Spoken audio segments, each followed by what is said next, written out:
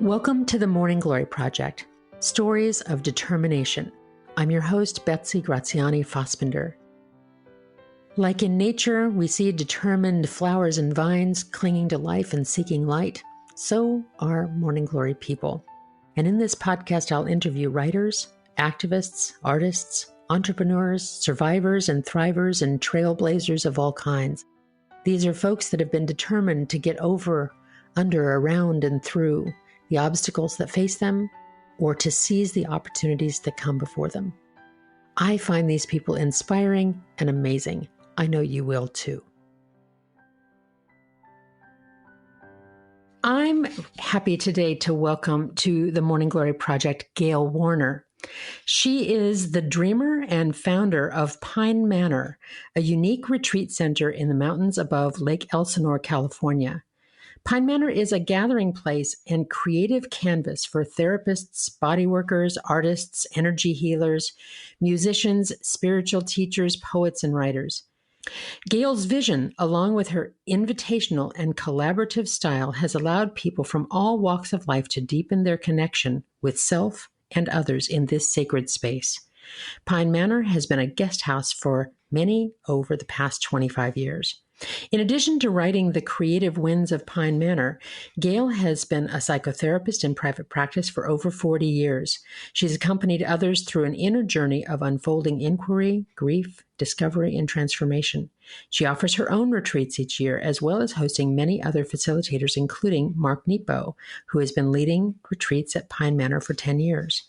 Mother, grandmother, earth mother, poet, dreamer, decades-long facilitator and therapist, Gail has created a welcoming space for the inner journey of self-awareness, as well as walking the same path herself.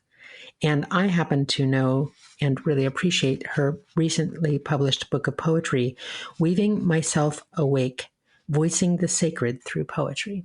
Gail Warner, thank you so much for being with the Morning Glory Project today. I'm happy to have you. Thank you, Betsy. I'm really happy to be here.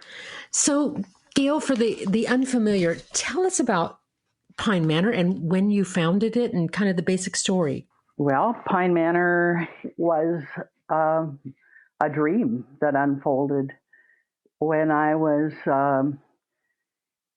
a single mother, and I was a therapist, and my life was going well in many ways. But I would go through pockets of fear, and really my desire to focus on a dream was a way to bring medicine to my fear.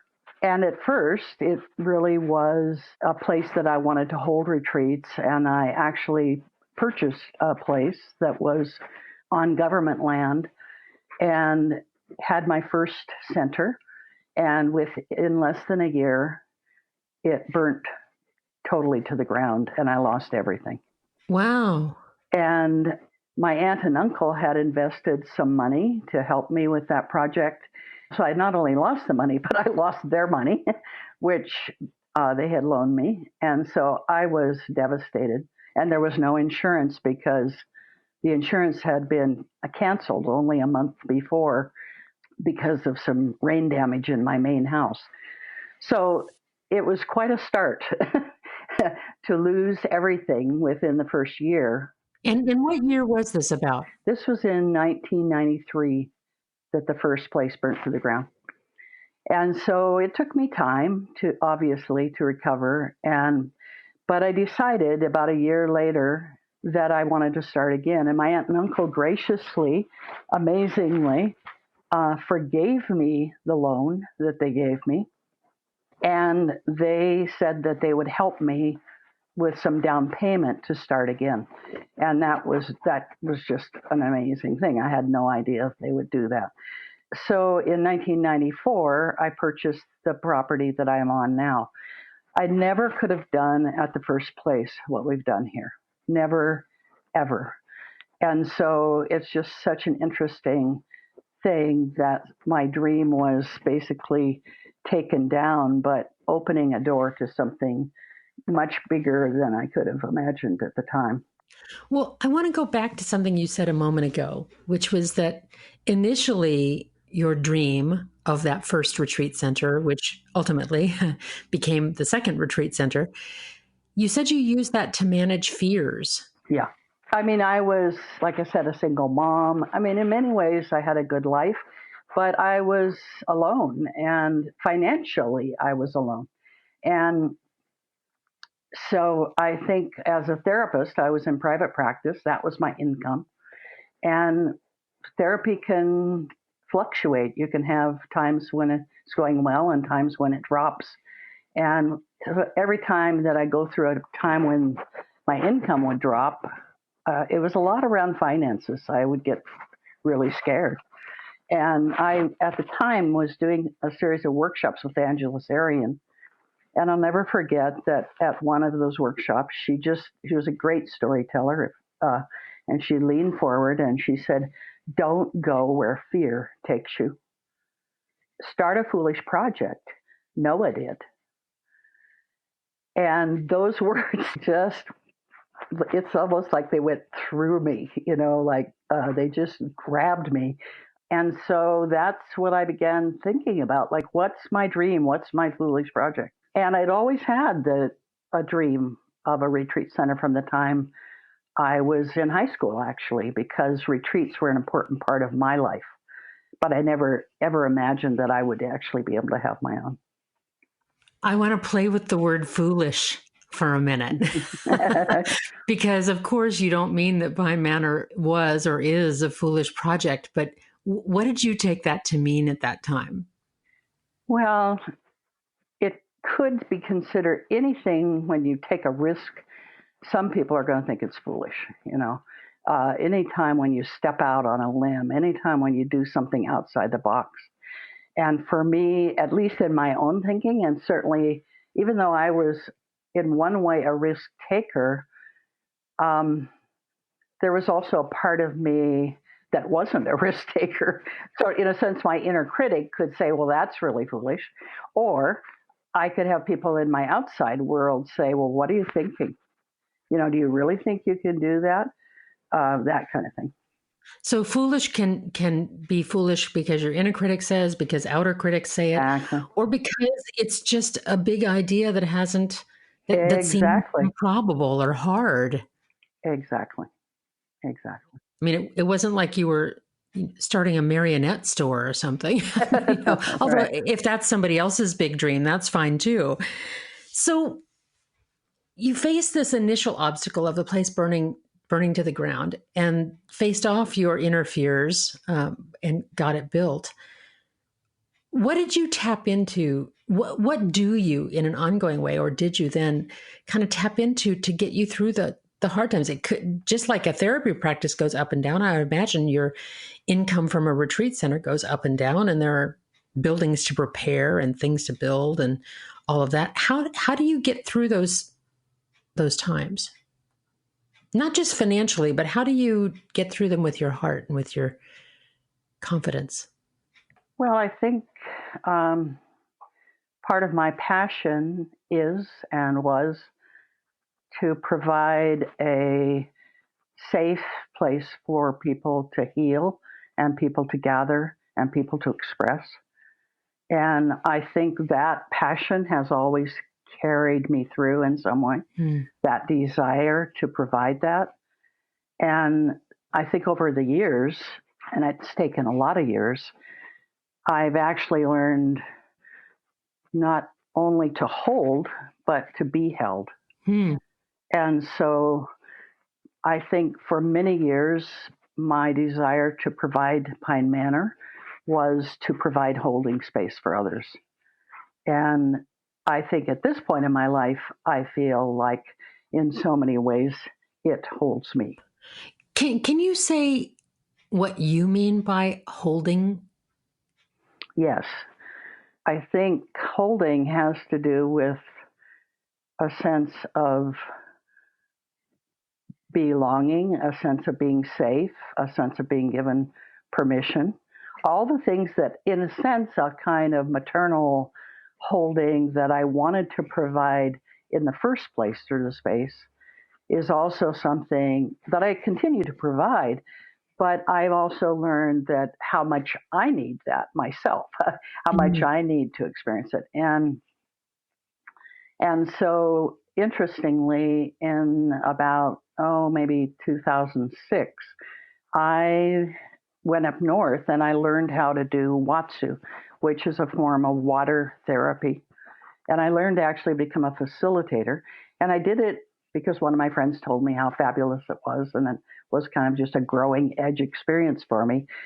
And it was in that experience of feeling floated and held in the water that literally that I began to incorporate a different sense of how important it was for me to be able to relax and surrender. And I was kind of, anxious and in one way driven. And the sense of learning how to incorporate holding literally was a real transformation for me. So it was literal holding and metaphorical as well. Exactly, both. Yeah. When I think of a retreat, I think of a place where one gets to shut off the world Yes, a bit. Is that also your experience there? absolutely. I often say, take time to step away, take time to unplug, uh, take take time for yourself, take time to tend yourself. And I think in our busy world, even though I think some people know how to incorporate self-care into their lives, I'm pretty sure almost everybody can use more. And some people don't know how to do that. And so to really be able to step out of the normal flow of life and have times to reflect or focus on something. It might be on writing. It might be a therapy-oriented retreat. It might be yoga or Tai Chi. We provide lots of different options, but all of them help people connect to themselves. Hmm. It's so funny, Gail, as you talk. I was thinking even yesterday, as I was thinking about talking with you today, I was driving, just doing errands like one does. And I drove by a bus stop. And as I drove by this bus, my car came to a stop sign. And I saw about 7 people at the bus stop, all looking down at their phones simultaneously. Yes. And I'm guilty too. You're standing in the grocery store line, you're bored a little bit, you pull the phone out and you look at whatever. But I thought about how there's this weird irony, right? Yes. Of supposedly we're more connected than ever. We can never have to be alone, right? We can always jump online and chat. Right. But that how I watched those 5 or 6 people at that bus stop and saw that they weren't connected to one another at all.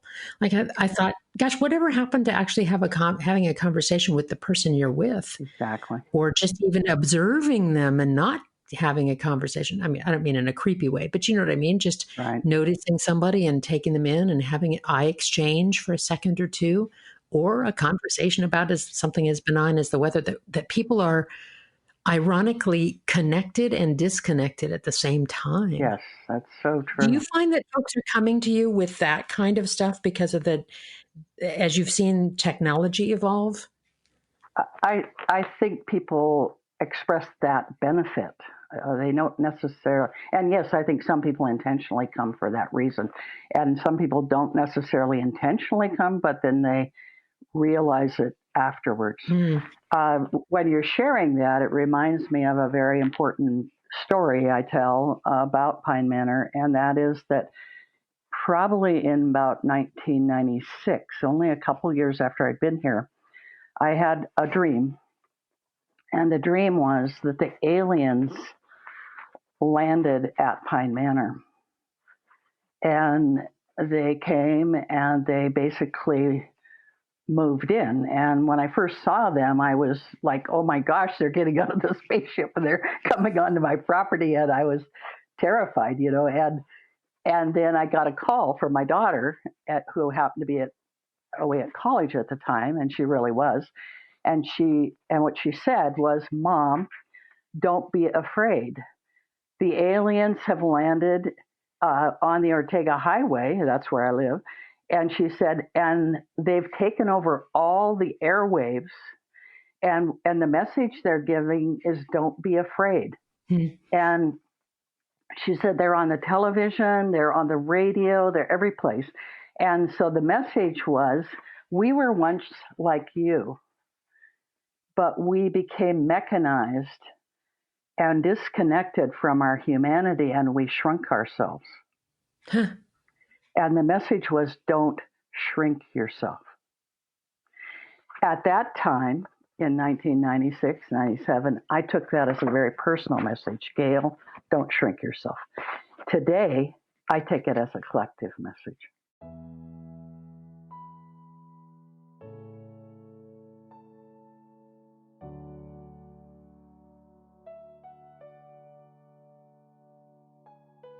And what do you think that means, don't shrink yourself? Well, I think it means not quitting. I think it means not collapsing. I think it doesn't mean don't grieve. It doesn't mean don't feel, but it means to feel your way through to a place of actually different perspectives sometimes, different ground, sometimes unexpected doorways. I think so many times we have our ideas and our plans, and I think life has a way of providing something so much bigger. I think of it as a larger boat. It's very easy for me to get in a small boat of my own creation. If I'm fortunate and I can listen, oftentimes life has a way of kind of dislodging me from my smaller boat, and that can feel catastrophic, but there are larger boats. Well, sometimes I wonder about the fleet of boats that we run with at times. I'm thinking about, there's that quote from the poet David Whyte who says, anything or anyone that doesn't bring you alive is too small for you. Yes. It kind of ties into what you're saying. Now, I'm also observing that dreams are really important to you, and that dreams are a source of comfort, agitation, stimulation. Tell me a bit about you and how you relate to dreams. Yes, I think, dreams are filled with image. And one of the things that we have here at Pine Manor is a large sand tray collection, which means we probably have 4,000 to 5,000 objects that represent images. It could be anything from a child to a monster to a animal of one sort or another. And so one of the ways I work with dreams is actually literally to put my own dreams into a sand tray and play with it that way. To make it visually real? Yes, to put it in the tray. And that way I actually can see it and touch it. And the nice thing about a sand tray is you can also move things. So it also teaches you that it's not necessarily fixed. I could have a dream and I could interpret it as a fixed reality, and it might even scare me. But when I have the possibility of working with it, of in a sense feeling empowered with the images, it can actually liberate me in ways, or expand me, or challenge me. I mean, it's all kinds of different possibilities. Pine Manor sounds like the dreamiest of places in a lot of different ways and a lot of different meanings of that word. Mm-hmm.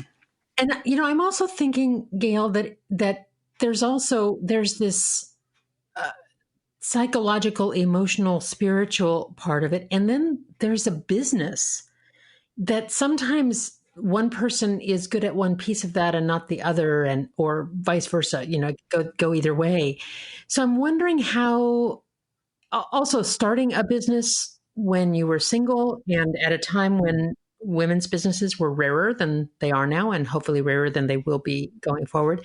I'm just wondering how you kind of go from this dream space and this altruistic goal that you have to kind of the businessy side of things. Yeah.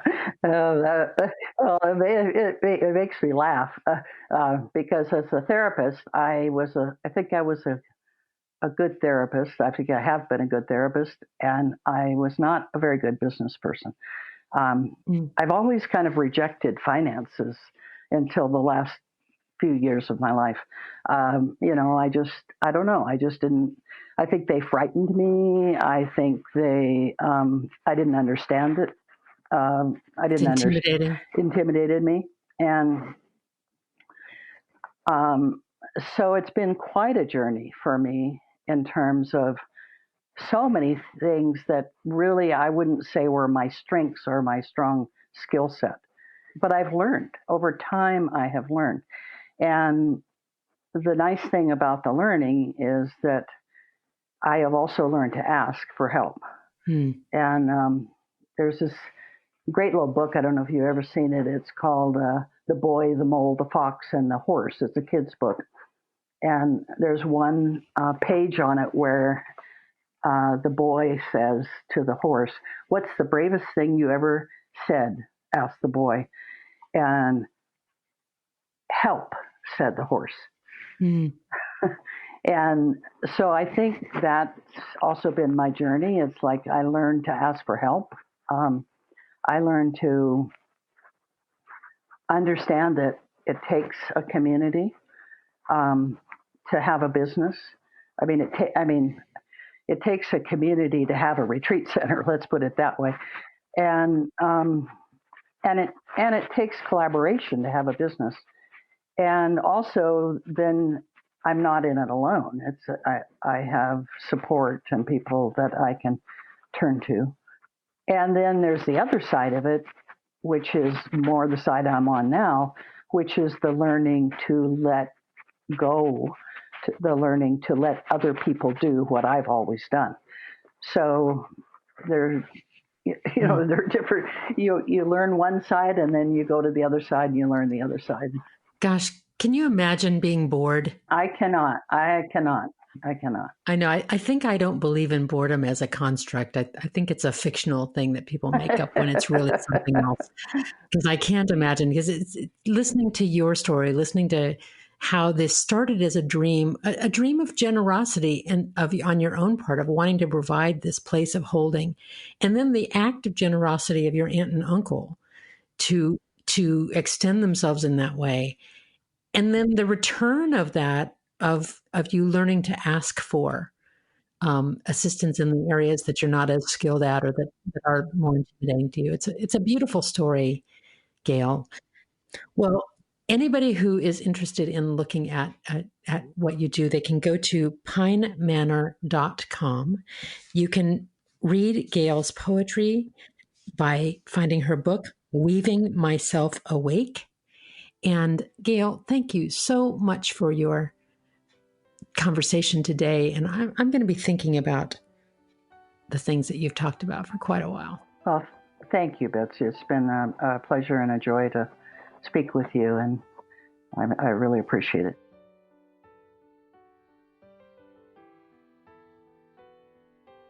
My conversation with Gail Warner today, gosh, I felt held as she talked. And I love that notion of just sort of that easing in and relaxing in, letting somebody carry you a bit. I was so touched and also inspired by just how wise she is, how she taps from every aspect of herself, her dream life, her mentors, her loved ones, her daughter and her dreams, all of those things, and how we can all tap into those resources. And I loved the quote from her mentor, "Don't go where fear takes you, and start a foolish project." What's your foolish project? What's the thing that you dream of? What's the thing that you're going to kick yourself if you haven't done, or that you're afraid somebody's going to talk you out of? It can be small, it can be large, it can be a lifestyle or a moment. That's the extra bloom that I'm going to take today. I'm thinking about my foolish projects.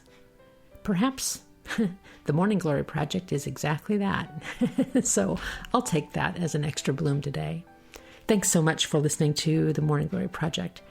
I'm so happy to have you with us today.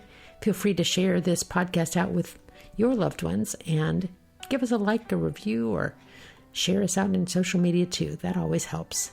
Until the next time we're together, go out and bloom.